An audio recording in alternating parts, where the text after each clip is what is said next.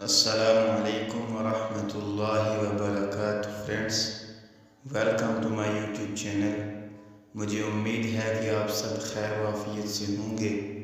اللہ پاک سے دعا ہے کہ اللہ پاک آپ سب کو ہمیشہ خوش و خرم رکھے۔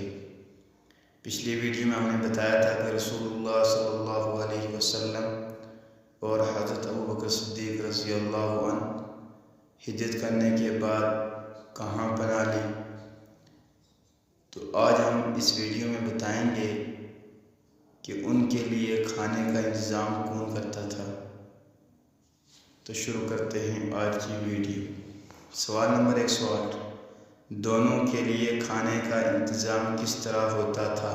جواب، ابوبکر رضی اللہ عنہ کے غلام عامر بن فہیرہ رضی اللہ عنہ رات کے آخری پہر بکریاں چراتے ہوئے جاتے اور بکریوں کا دودھ نکال کر انہیں پیش کرتے اور آپ دونوں آسودہ ہو کر دودھ پیتے تھے۔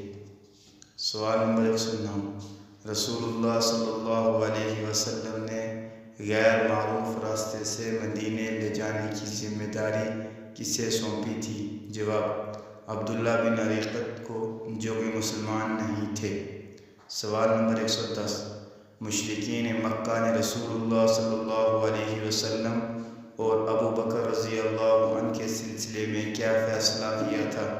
جواب، رسول اللہ صلی اللہ علیہ وسلم اور ابوبکر رضی اللہ عنہ کو زندہ یا مردہ لانے پر 100 قیمتی اونٹوں کا انعام رکھا گیا تھا۔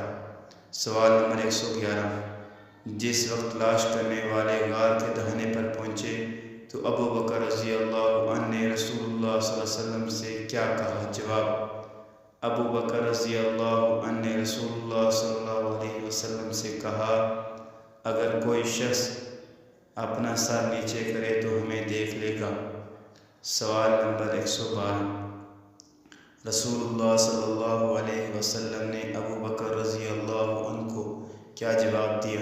جواب، رسول اللہ صلی اللہ علیہ وسلم نے ابوبکر رضی اللہ عنہ سے کہا، ابوبکر، ایسے دو آدمیوں کے بارے میں تمہارا کیا خیال ہے جن کا تیسرا اللہ ہے؟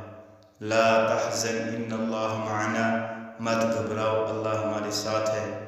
دشمنوں میں سے کس نے رسول اللہ صلی اللہ علیہ وسلم کا پیچھا کیا اور ان کا کیا حشر تھا اور وہ کون کون تھے؟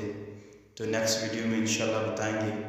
جلدی سے ہمارے یوٹیوب چینل کو سبسکرائب کریں اور بیل کی گھنٹی کو پریس کریں تاکہ آنے والے نئے ویڈیو آپ کو بر وقت موصول ہوتی رہے۔ اپنا بہت سارا خیال رکھیے گا۔ ملتے ہیں نیکسٹ ویڈیو میں، تب تک کے لیے اللہ حافظ۔